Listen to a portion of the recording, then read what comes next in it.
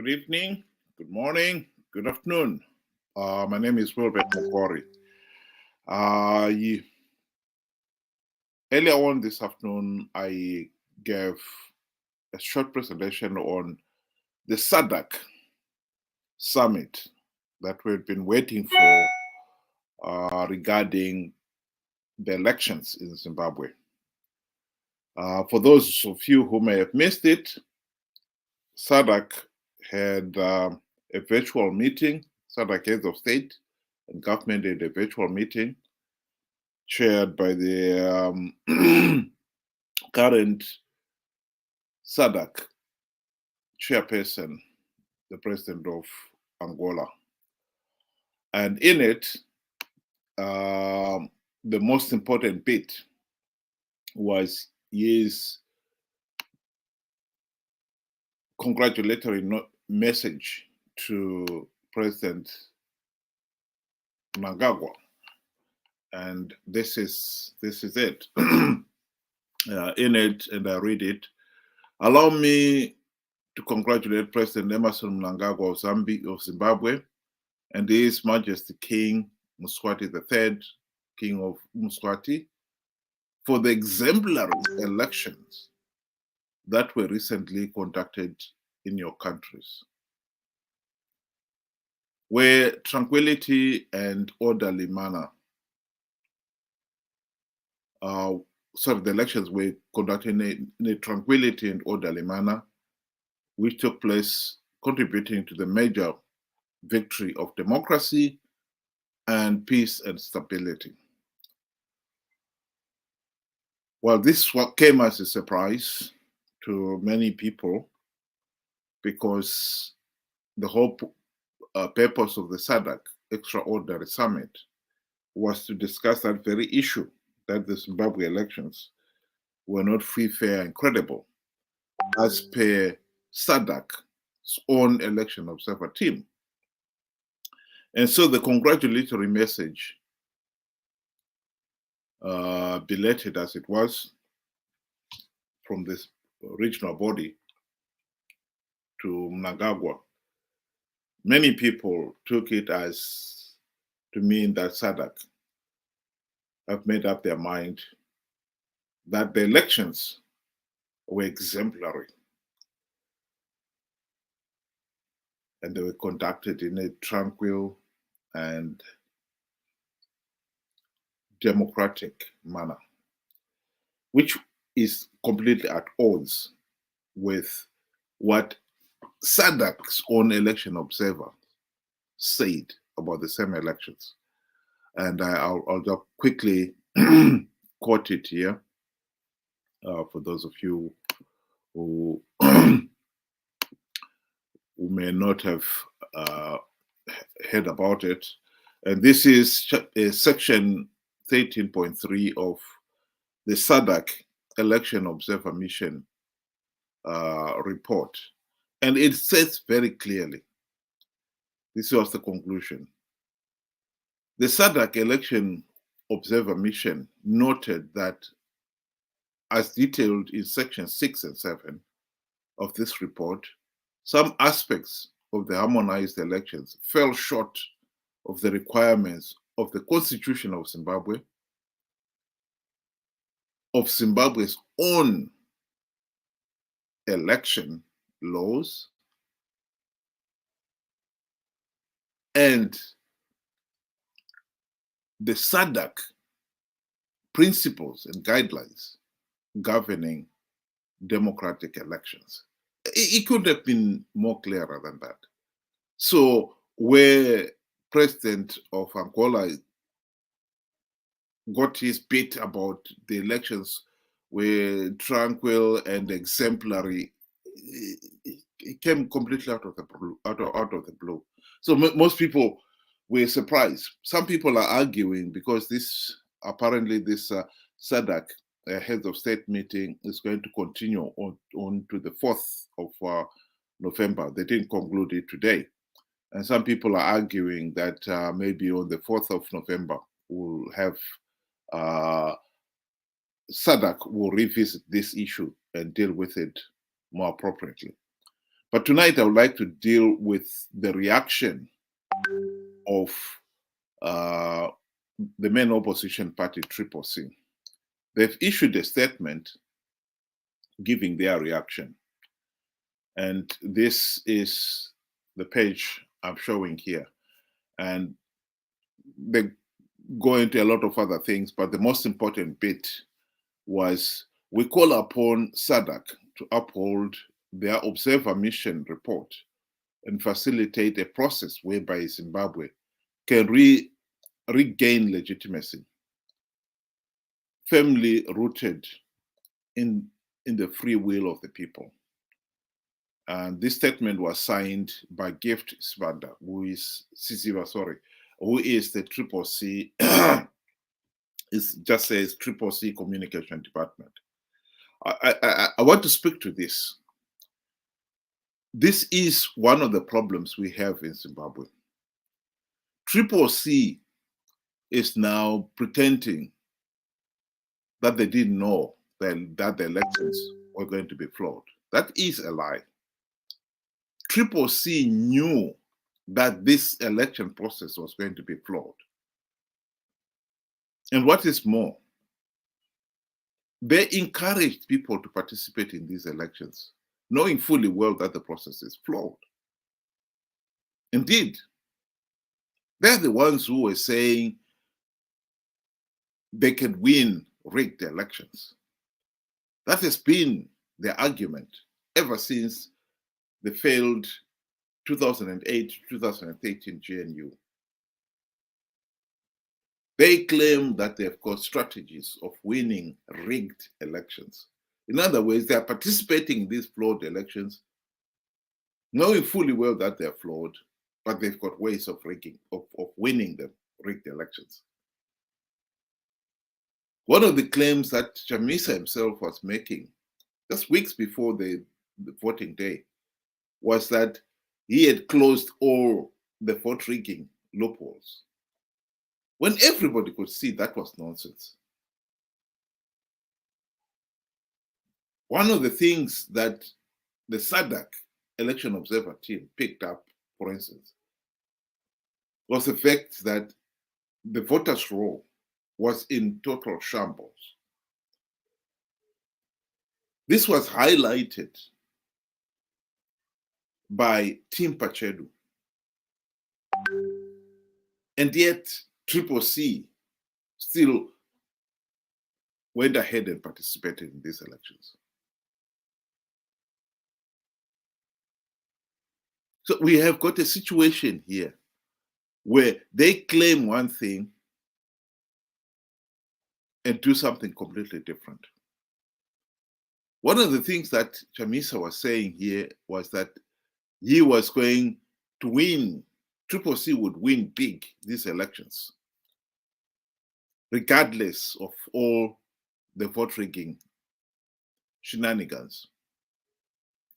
It turned out that the party failed to do even the most basic measures to stop vote rigging, such as deploying election agencies at each polling station.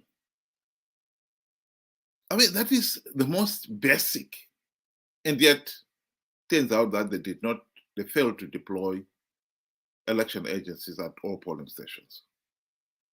Some reports say they had the money. The European Union gave them the equivalent of $2 million for that purpose. And so they failed to deploy them. And of course, nobody will ever know what happened to the money that was meant to pay those polling station agencies. So in this particular case, it is infuriating that CCC should now be saying SADC should uphold the observer mission report that damned the election process as being flawed and illegal. And yet, even when the election observer team came up with that report, that did not stop CCC the few we had managed to win seats, taking up their gravy train seats. Why didn't they uphold and say, well, okay, if this election, if the election observer team had found them to be flawed and illegal, we are not going to take any more part in it. They did. They wanted their share of the gravy train seats, so they took them up.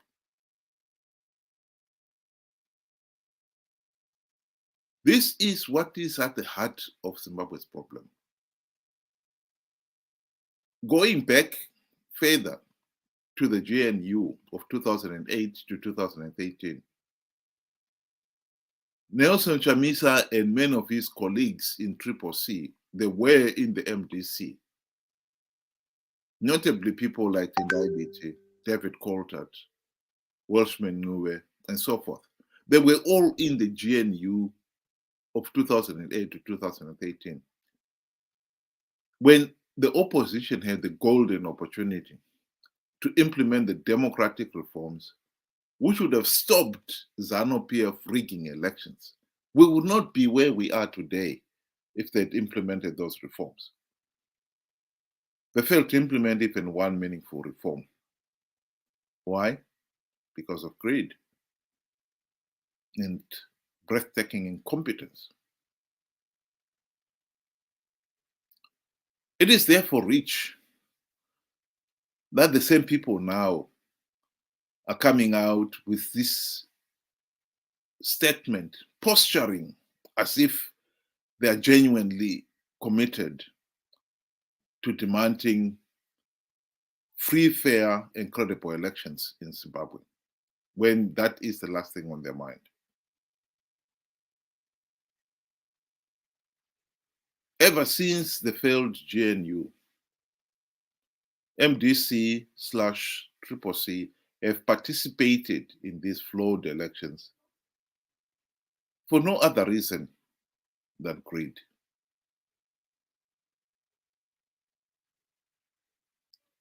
It is shocking how easily they've managed to con, particularly their followers, into believing all manner of lies. Of course, they're not going to go out and tell everybody that they're participating in these elections out of greed. They're not that dumb. So they participate in these elections out of greed. And to hide their greed, they lie that they've got ways of winning rigged elections. And when they've lost the elections, they turn around and claim that the elections were rigged, without ever giving an explanation of what happened to your so-called winning in rigged election strategies. Nelson Chamisa has never commented on his initial statement that he had managed to plug all the vote rigging holes in these elections. He has moved on. The main problem we have in Zimbabwe is we have got an opposition that genuinely think they can have their cake and eat it too. They had the opportunity to implement the reforms, they failed to do so, and have since been participating, knowing fully well that the process is flawed, for their own share of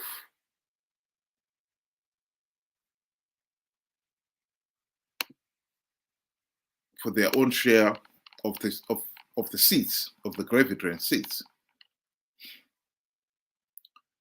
And knowing fully well, as David Coulthard clearly stated in this extract from his book, that by participating, they are giving Zanu PF legitimacy. But they don't care. as long as they get a share of the seats that are on offer as bait. And meanwhile, to the naive, ignorant, and gullible followers, the wildebeest head, they tell them something else.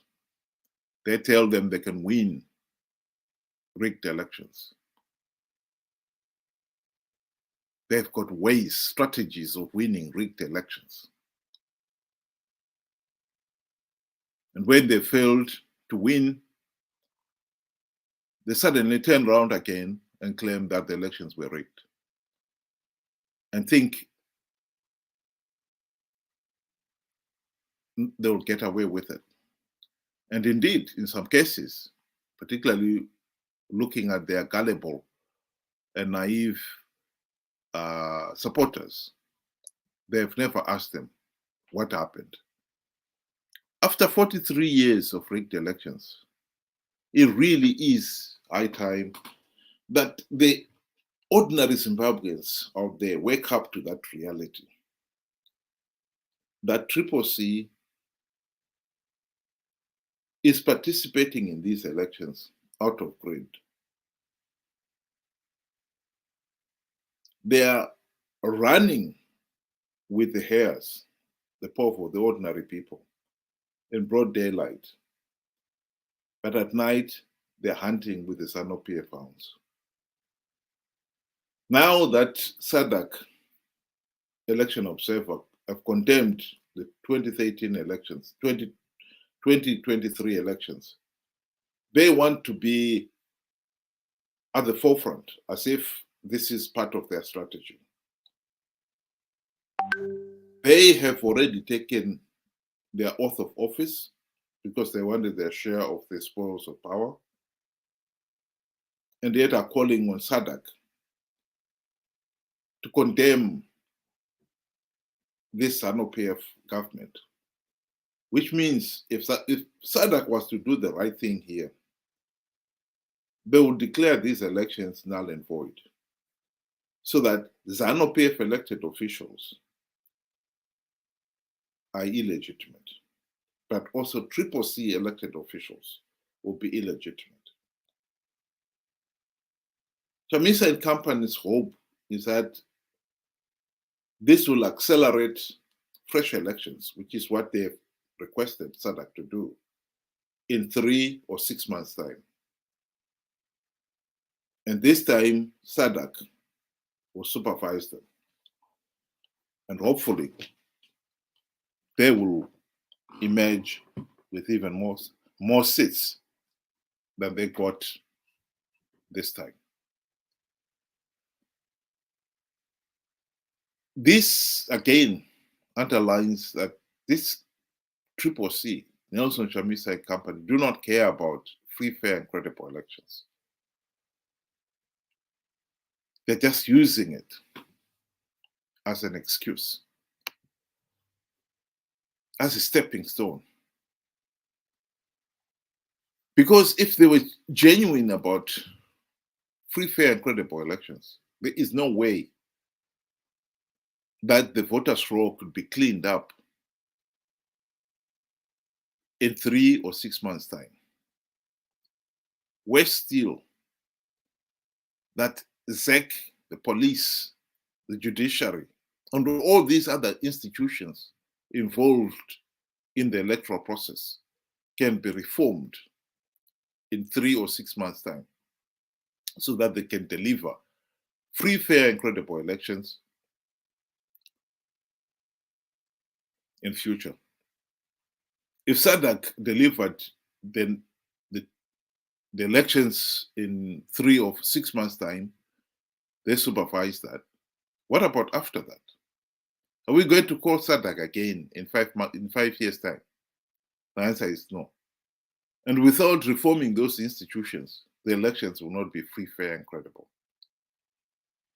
I think the people of Zimbabwe should wake up to the reality that our political problem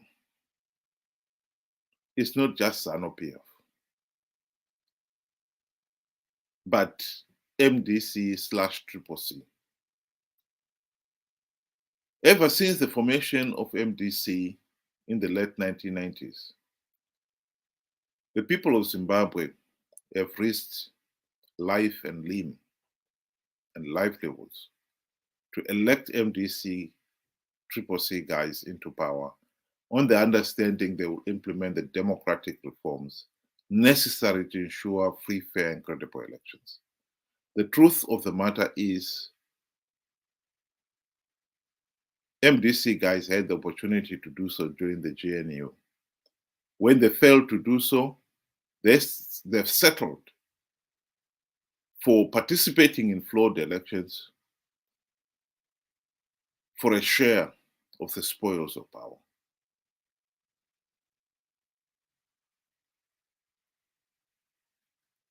And each time the elections are rigged, they turn around and pretend that they are very concerned that the elections were rigged, when in reality, that is just political posturing.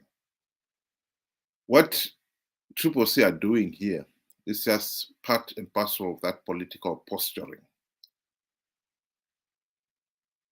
They are calling on SADC to uphold SADC's own mission report condemning the election as a farce.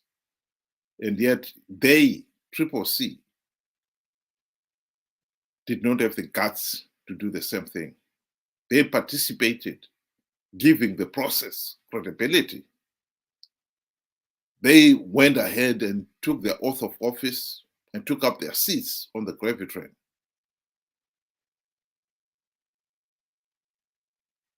Giving all indications that SADC should accept the process as declared.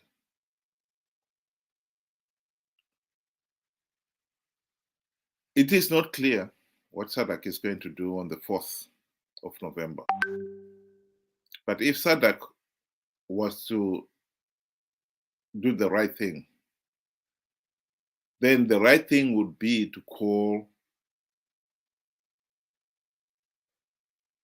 for Zanu PF to be denied political legitimacy. And that will mean also CCC, their sidekick, denied political legitimacy. The solution would be for Zimbabwe to have a national transition authority.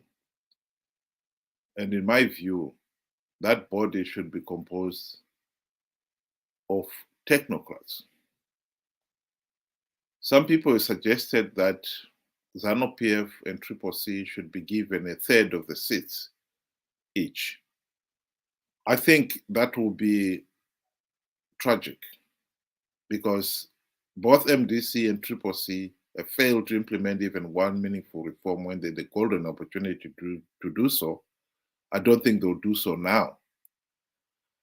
And to weaken the National Transition Authority by putting them, giving them seats in that or arrangement will only mean that at best the Transition Authority will implement only a handful of reforms. And so Zimbabwe will be asked to carry on, to limp on in the future with that inherent weakness. I think this is the time when we should bite the bullet and say to CCC and Zanu PF, in no uncertain terms, you had the golden opportunity to implement the democratic reforms and deliver free, fair, and credible elections during the 2008 to 2013 GNU. They failed to implement even one reform. You are not going to take any part going forward. I do not want to pretend that I'm not aware that Zanu PF will do everything in its power to make the country ungovernable, because the party believes that they have got the divine right to rule Zimbabwe. I think for the sake of getting Zimbabwe out of this mess, this is the time when we've got to bite the bullet and tell Zanu PF in no uncertain terms that they are not above the law. That no one has got the divine right to rule Zimbabwe. After 43 years of rigged elections, we have got to give the ordinary people of Zimbabwe a chance, a real chance, to have a meaningful say in the governance of the country. And for that, we need the reforms to be implemented. All of them. Properly. And we should not allow ourselves to be sidelined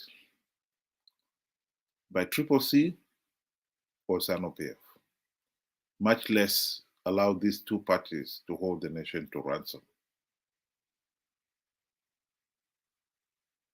That is my message to CCC. You stay out of it. You are the reason why we are in this mess. Don't pretend you have got anything to offer. You don't. I'll just show one message from one of the listeners out there. Cool. The CCC thought they would outrightly win, hence they even refused to work with other opposition parties going into the elections. Now, I think meant now they are reminded. They call everyone else Zanu PF project. Well, I totally agree with you. It's one of those sad situations in Zimbabwe politics where if you criticize Zanu PF, you're labeled a puppet of the West. If you criticize CCC, you are a Zanu PF project. It is a pity that we cannot have a meaningful dialogue and discuss the contribution of each individual on merit without reference to, in this case here, Zanu PF or in the case of Zanu PF, Western puppets. I think, in my view, both Zanu PF and CCC have failed. And I think it takes a quantum leap for most Zimbabweans out there to realize, to accept that reality. The main problem most of Zimbabweans have out there is they think it's an either or. They can either choose to support Zanu PF or CCC. I think that situation has moved on. If CCC have proven to be corrupt and incompetent, then people must have the courage to say you have failed. And let's look for people who deliver those reforms, rather than say, well, they're better than Zanu PF. We are not looking for somebody who is better than Zanu PF. Zanu PF was rejected in the late 1990s when people realized that Zanu PF was not going to change. And CCC were elected, MDC, CCC were elected on the basis that they would implement the democratic reforms to stop Zanu PF rigging elections. After 23 years, not even one token democratic reform has been implemented. And people must have the courage to say, okay, you have failed to implement reforms. Let's get somebody else who will implement those reforms. Those democratic reforms are not rocket science. The fact that MDC, CCC failed to implement even one does not mean there are no Zimbabweans out there who can implement them. I believe there are many Zimbabweans out there who can implement those reforms. And the fact that MDC have failed to implement those reforms doesn't mean that we do not need those reforms. We need those reforms now more than ever. The argument I've also used in the past is to emphasize to the people that they've got to realize that at present moment, the present political system in Zimbabwe is such that you never have quality leaders, both in MDC or in the ruling party Zanu PF. Because the political system has become like a sewage pond. You'll never catch quality fish in a sewage pond. And the reforms are designed to drain that sewage pond, fill it with clean water, and then and only then can you expect to have quality leadership emerging.